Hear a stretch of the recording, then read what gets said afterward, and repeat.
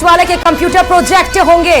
बड़ी खबर आपको इस वक्त की दिल्ली चुनाव से जो है सभी सरकारी दस्तावेज सुरक्षित रखने के आदेश दे दिए गए हैं। तो आप देखिए कि एक्टिव मोड में पहले चीफ सेक्रेटरी ने यह आदेश जारी किए गए हैं। अभी तो प्रधानमंत्री नरेंद्र मोदी को जाना है शाम 7 बजे बीजेपी ऑफिस में, लेकिन अभी से एक्टिव मोड में आ चुकी है। और दिल्ली चुनाव से इस वक्त की सबसे बड़ी खबर यही है। अभी तक बड़ी खबर यही थी कि अरविंद केजरीवाल अपनी सीट से आ गए, मनीष सिसोदिया आ गए, लेकिन दिल्ली सचिवालय के कंप्यूटर सुरक्षित रखे जाएंगे। ये सभी सरकारी दस्तावेज सुरक्षित रखने के आदेश दे दिए गए हैं। इसका साफ मतलब है कि कोई कहीं छेड़छाड़ ना कर पाए, इसलिए सभी जितने भी डॉक्यूमेंट्स है सरकारी, उन सबको स्टोर सेफली कर लिया जाएगा, ताकि जो सरकार आए और जो सरकार ये कह रही है भ्रष्टाचार के खिलाफ हम आंदोलन छेड़ेंगे, हम साफ पानी देंगे, यमुना को साफ करेंगे, वो उस मुद्दे पर काम कर सके। और जो मौजूदा सरकार थी, जो अभी हार की तरफ आगे बढ़ रही है, उसके जितने किए हुए वादे थे वो जनता के सामने उजागर कर सके और उसकी पोल पट्टी खोल सके। छोटा सा रिएक्शन इस पर जरूर बनता है आम आदमी पार्टी का, क्योंकि ये बहुत बड़ी खबर है। अमित दादीज, चीफ सेक्रेटरी ने आदेश जारी किया है कि सरकारी डॉक्यूमेंट्स को सेफ रखा जाएगा, किसी भी दस्तावेज को बाहर नहीं ले जाने के आदेश दिए गए। अमित दादीज, अच्छा जो है इनका रुख है, एक्टिविटी है, ये करना भी चाहिए। जो सारे डॉक्यूमेंट्स उनके सुरक्षित भी होने चाहिए, कंप्यूटर भी सुरक्षित होने चाहिए, डेटा उनका सुरक्षित होना चाहिए। ये तो अच्छी बात है, अच्छी खबर है। डर नहीं लग रहा है? एक चीज बात का डर है, हम चोर होंगे तो डरेंगे, जब ईमानदार होंगे सब कुछ रहता है ना सर। हम जब ईमानदार हैं तो किस बात का डर? जब बेईमानी हमने कभी की नहीं है, किस बात का डर? फिर भी हैट्रिक नहीं लगा पाए अमित जी। जी भी हमेशा कहते हैं चाहे जेल भेज दो, डर नहीं है हमें, किस बात का डर? जब हमने चोरी की हो तो डरेंगे ना। केस लगा करके जेल भेज देना कोई आम बात, ये तो बहुत आसान बात है, लेकिन वो साबित हो, उन्होंने किया हो तो साबित होगा, अदरवाइज तो साबित कैसे होगा? चलिए, बहुत अच्छी बात है कि डॉक्यूमेंट सेफली रखे जाएंगे। इस बात से आम आदमी पार्टी को डर नहीं है, और दूध का दूध पानी का पानी हो ही जाएगा जब डॉक्यूमेंट्स को खंगाले जाएंगे। लेकिन लगातार स्टूडियो में हमारे साथ कांग्रेस के प्रवक्ता जी ये तो और अच्छी बात है, वो डॉक्यूमेंट से सारी क्लियर हो जाएगी क्या सत्यता है। ठीक है, चलिए प्रदीप जी हमारे साथ लगातार जुड़े हुए और बोलना भी चाह रहे थे। देखिए, ये बात तो साफ हो गई कि जो डंट लगाया है पिछले चुनावों में, महाराष्ट्र में, हरियाणा में, और आम आदमी पार्टी ने उसका बदला आपने ले लिया दिल्ली में आके। प्रदीप जी, आम आदमी पार्टी से देखिए, सवाल इस बात का नहीं है श्रुति, सवाल यह है कि अब भाजपा चूंकि दिल्ली में भी सरकार बनाने जा रही है, और जिस तरह की फ्री बीज की जो आपने घोषणाएं की थी उनको भी उन्होंने कहा है कि वो लगातार जारी रखेंगे। तो मेरा अहम सवाल यह है कि देश में 18 राज्यों में भाजपा की या भाजपा के सहयोगी दलों के साथ मिलकर सरकारें हैं, क्या ये सभी सुविधाएं उन राज्यों को भी देंगे? क्योंकि डबल इंजन की सरकार अगर दिल्ली में बनी है तो 18 राज्यों में पहले से भी डबल इंजन की सरकारें हैं, तो क्या ये सभी फ्रीबीज की सुविधाएं देशव्यापी स्तर पर उन सभी राज्यों में दी जाएंगी जहां भाजपा और सहयोगी सरकारें बनी हुई हैं? अगर ये ऐसा नहीं है तो फिर ये भेदभाव किस तरह से मिटाया जाएगा, ये भी बताने की बात भाजपा के लोग करें। चलिए, इसका छोटा सा रिएक्शन राखी जी से जरूर ले लेते हैं। राखी जी, बड़ा सवाल किया है कांग्रेस ने।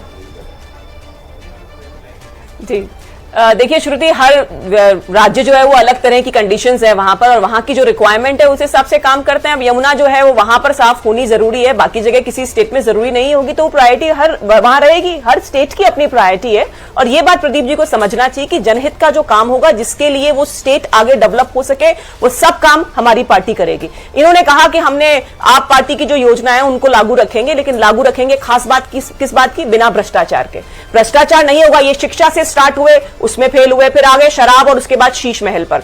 जिस तरह से इन्होंने कहा कि वीआईपी कल्चर हम फॉलो नहीं करेंगे, उसको फॉलो किया। इन्होंने कहा भ्रष्टाचार नहीं होना चाहिए, भ्रष्टाचार पे बहुत सारे लोग जमानत पे, और जमानत वाले हार भी गए हैं आज। इन्होंने जो बातें की, परिवारवाद की बात करूं तो लोकसभा चुनाव में अरविंद केजरीवाल जेल जाते हैं, सबसे पहले पत्नी को आगे करते हैं। जिस महिला को उन्होंने मुख्यमंत्री बनाया उसको कहा कि यह अस्थायी है, यह स्थायी नहीं है, मैं ही बनूंगा मुख्यमंत्री। यानी लगातार जो कहते थे कि हमेशा आला कमान की बात के लिए हमेशा विरोध किया करते थे, खुद आला कमान बन गए। तो सिर्फ और सिर्फ बातों से काम नहीं चलता है। जनता के पास जब रिजल्ट्स नहीं पहुंचे तो उन्होंने इस बात का विरोध किया। और सीधी सी बात है, देखिए झूठ, जो अभी मैं अन्ना हजारे जी को भी सुन रही थी, उन्होंने भी कहा कि अरविंद ने मेरी बात नहीं मानी, उसने शराब के लिए 1 से 1 बोतल के साथ 1 बोतल फ्री करने वाला जो जल कल्याणकारी योजना थी वो पूरी तरह से फेल हुई। तो हर क्षेत्र में जिस तरह से फेल हुआ, और देखिए दिल्ली का बजट जो लगातार पॉजिटिव प्लस चलता था उस बार नेगेटिव आया, क्योंकि इनकी योजनाएं इस तरह की थी। इन्होंने भ्रष्टाचार किया, और अगर आप काम ठीक नहीं करोगे तो जनता का विश्वास आपको नहीं मिलेगा। डबल इंजन की सरकार दिल्ली के अंदर अब काम करेगी और वहां की जो मुख्य प्रॉब्लम है, चाहे वो प्रदूषण की हो या यमुना का जल साफ करने की, उसको लगातार हम लोग काम करेंगे। जनता का विश्वास आदरणीय मोदी जी की पॉलिसीज पे है, क्योंकि वो जो कहते हैं वो करते हैं और उनको मालूम है कि सिर्फ और सिर्फ मोदी जी ही हैं जो ये बड़े बड़े काम जो दिल्ली की राजधानी, दिल्ली हमारे देश की राजधानी के लिए जरूरी है, वो करेंगे। तो मुझे लगता है कि इन चीजों को मानना चाहिए। कांग्रेस ने खैर ये बात सही है, कंसिस्टेंटली अपना रिकॉर्ड स्थापित किया है, लगातार हैट्रिक बनाते हुए 0-0-0 पर आए हैं। बहुत अच्छी बात है, बनाए, इनकी इच्छा है, लेकिन हम लोगों ने अपने काम को, अपनी लकीर को लंबा करने का काम किया है। सुभाष शर्मा जी, अगर मेरी आवाज आप तक पहुंच रही है तो थोड़ा सा एनालिसिस इस पे करना बहुत जरूरी है कि आज जो हुआ है वो वाकई चौंकाने वाला है। चौंकाने वाला इस वजह से क्योंकि पिछले 3 चिन्ह इलेक्शन से ऐसा हो रहा था कि रिजल्ट कुछ दिखाए जा रहे थे और एग्जिट पोल के एग्जैक्ट पोल में साबित नहीं हो रहे थे, लेकिन दिल्ली में एग्जिट पोल एग्जैक्ट पोल साबित हुआ है। अब आम आदमी पार्टी के सामने आगे फॉरवर्ड स्टेप क्या है, क्या करेगी आम आदमी पार्टी अब? राइट, तो सबसे पहले तो बात यह है कि आम आदमी पार्टी को, उनके प्रवक्ता को, जैसे कि बोल रहे हैं, ये जुगाली करना बंद करना चाहिए और रीथिंक करना चाहिए। ये ईवीएम और इलेक्शन कमीशन के ऊपर आरोप लगा कर कांग्रेस का हाल ये हो गया है, ये रीथिंक करते ही नहीं, जहां हार जाते हैं वहां फिर काम शुरू नहीं करते। और दूसरी बात, आम आदमी पार्टी का जहां तक सवाल है, दिल्ली में स्ट्रॉन्ग होल्ड थी आम आदमी पार्टी के, अरविंद केजरीवाल पार्टी के संयोजक बने हुए थे। अब बात क्या आएगी, टेक होम ये है आम आदमी पार्टी के लिए कि पार्टी की लीडरशिप में चेंज होगा और ऐसा लगता है कि अरविंद केजरीवाल का जो तिलिस्म था वो टूट चुका है और नया वर्टिकल खड़ा करना पड़ेगा इनको। और जो ये लफबाजी कर रहे थे, धूर्ता कर रहे थे, इससे अब थोड़ा सा गुरेज करना पड़ेगा, उनको परहेज करना पड़ेगा। लेकिन दिल्ली की जनता ने मेरा एक और सवाल है इस पे ऐड ऑन। तीन बात आप सोचिए, दिल्ली की जनता ने कितना बड़ा साथ दिया है आम आदमी पार्टी का, लेकिन दिल्ली की जनता को अभी भी ये लोग इस तरह से नकार रहे हैं कि ये तो ईवीएम की गड़बड़ी हो गई है।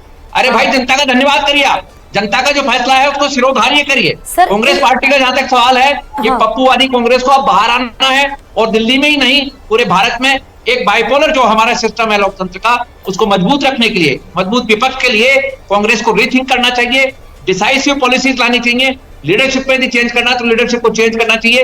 ये टेक होम है आज के रिजल्ट का। भारतीय जनता पार्टी को भी बहुत परफॉर्मेंस करके दिखानी पड़ेगी, क्योंकि जनता को फ्रीबीज बांटने का और जो लॉलीपॉप लटकाने का काम अरविंद केजरीवाल ने किया है, इसके कंपैरिजन में अब भारतीय जनता पार्टी को एक ठोस परियोजना के साथ दिल्ली में काम करना पड़ेगा।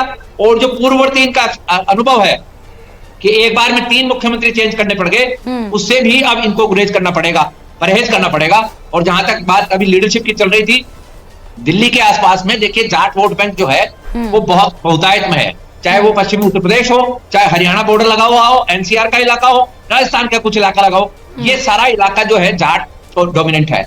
और दिल्ली में ही नहीं, भारतीय जनता पार्टी के पास जाट चेहरा जो है इस वक्त कमी है। तो लगता ऐसा है कि प्रवेश वर्मा की दावेदारी वहां पर मजबूत बनी हुई है, साहिब सिंह वर्मा की उनकी पुराना एक विरासत का भी है। अब ये बात अलग है कि नेपोटिज्म की जहां तक बात आती है, उसमें प्रवेश वर्मा कहीं स्क्रूटनाइज हो जाते हैं तो बात अलग हो जाती है।